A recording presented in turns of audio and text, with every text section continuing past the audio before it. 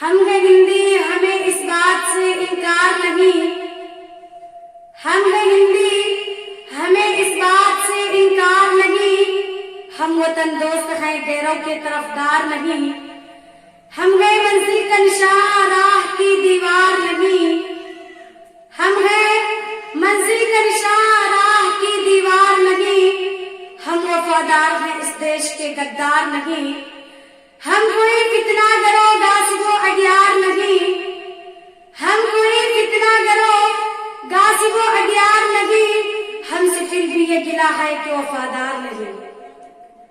لائق سر احترام اور تمام ہندو مسلم بھائیوں، ہندوستان کی سرزمین کا ذرہ ذرہ اور بوٹا بوٹا گلستان ہند کا پتا پتا اس بات پر شاہد ہے کہ جب سرزمین ہند پر تن کے اجلے اور من کے کالے انگریزوں کا ناپاک سایہ پڑا، اور جب یہ ظالم قوم سرزمین ہند کے تخت و تاج کا مالک بن بیٹھا تو سب سے پہلے انگریزی اقتدار کے خلاف بغاوت ہم نے بلند کیا۔ اس ملک کو آزاد کرانے کی خاطر کبھی ہم نے پھانسی کے پھندے کو گلے کا ہار بنایا، تو کبھی ہم نے جیل کی کالی کوٹری کو اپنا وطن بنایا، تو کبھی ملک کی محبت میں اپنے سینوں پر گولیاں کھا کر جام شہادت نوش کیا، عورتوں کو بیوہ اور بچوں کو یتیم کیا۔ یہ سب کس لیے؟ صرف اور صرف ہمارے ملک کی آزادی کے لیے، تاکہ مختلف مذاہب کے لوگ امن چین کے ساتھ زندگی گزر بسر کر سکے اور آئندہ آنے والی نسلیں غلامی کی ظلمت سے پاک آزاد ہندوستان کی فضا میں سانس لے سکے۔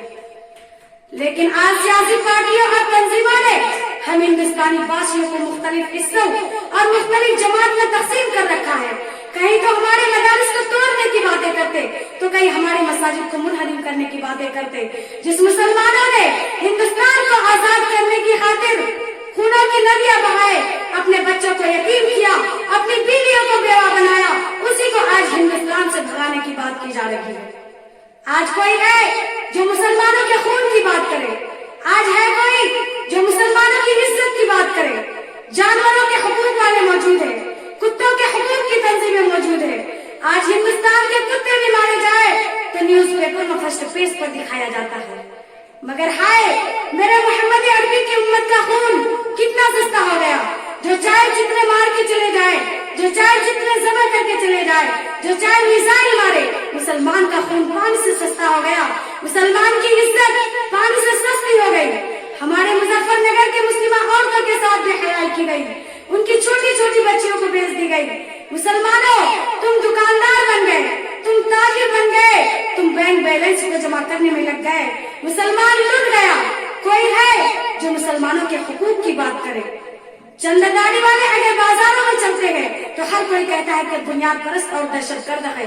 خدا کی قسم تم مجھ کو بنیاد پرست اور دہشت گرد ہی نہیں بلکہ کوئی اور گالی دو، ہم مسلمان کا خون نہیں بلا سکتے، ہم اسلام کے حقوق کی بات کرنا نہیں چھوڑ سکتے۔ تم اپنے قافلیانوں کو خوش کرنے کے لیے گولیاں برساؤ، ہم مر کے بھی تو کہاں جائیں گے؟ اللہ کے پاس جائیں گے، سید الشہداء حمزہ سے ملاقات ہوگی، قیامت پر نبی کے ہاتھوں کا حوض کوثر ملے گا۔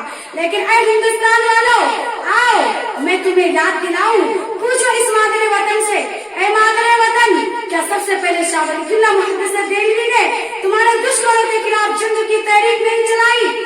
اور ان کے صاحبزادے شاہ عبد العزیز محدث دہلوی نے تمہارے دشمنوں کے خلاف جنگ کا نعرہ بلند نہیں کیا؟ کیا شاہ اسماعیل شہید اور سید احمد شہید نے خون سے اپنے جسم کو تر نہیں کیا؟ کیا حضرت عبداللہ مہاجر مکی نے آزادی کا صحرا نہیں اٹھایا؟ کیا امام قاسم نانوتوی نے تمہارے دشمنوں کو نہیں للکارا؟ کیا مولانا رشید احمد گنگوہی تیری امانت کے پاسباں نہیں تھے؟ کیا شیخ الہند محمود حسن دیوبندی نے آزادی کے نشے نہیں کھینچے؟ اے مادر وطن، آج تاریخ سے ہمیں پردہ ہٹانے دو۔ کیا مولانا حسین احمد مدنی نے تمہارے دشمنوں کے چکے نہیں چلائے؟ کیا مولانا محمد علی جوہر نے انگلینڈ کے پارلیمنٹ میں تیری آزادی کی قسمیں نہیں کھائی؟ کیا ان مدارس و مساجد نے تیری آزادی کی دعا نہیں کی؟ تو پھر کیوں انہیں مٹانے کی بات کی جا رہی ہے؟ تو پھر کیوں انہیں منہدم کرنے کی بات کی جا رہی ہے؟ ارے آؤ میں تمہیں بتاتی ہوں، تمہیں تو آزادی اور جمہوریت کا لفظ نہیں پتا، دفعات نہیں معلوم، تم کیسے حاکم بن بیٹھے، تم کیسے ہندوستان کا قائد بن بیٹھے۔ اے لوگوں سنو، بنیادی طور پر اس آئین میں 395 دفعات اور 22 شیڈول تھے، جس میں ہندوستان आजादी का इख्तियार है, मगर अफसोस कि आज हम तमाम आइन को पसे पुस्त डाल दिया गया। मुसलमानों के तमाम हकूक को शल करने की कोशिश की जा रही है। कभी मस्जिदों पर ताला, तो कभी अजान पर पाबंदी, तो कभी अक्सर सिविल कोड को नाफिज करने की धमकी। गर्ज के हर तरह की उसकी जमहूरियत का खून करके उसकी धज्जियां उड़ाई जा रही है। और गजब यह है कि कातिल जमाना मसीहा कौम बना बैठा है और हमसे वतनी का सबूत मांगा जाता है।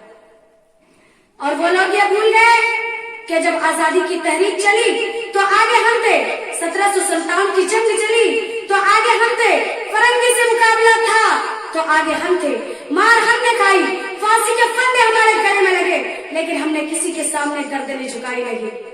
इसीलिए किसी शायर ने क्या खूब कहा है कि मर्द मोमिन बातिल की धमकियों से कभी खौफ खा सकता नहीं, मर्द मोमिन बातिल की धमकियों से कभी खौफ खा सकता नहीं। सर तो कटा सकते हैं पर सर झुका सकते नहीं। दिल से निकलेगी न मरकर भी वतन की उल्फत, दिल से निकलेगी न मरकर भी वतन की उल्फत, मेरी मिट्टी से भी खुशबू वफा आएगी। आखिर दावाना।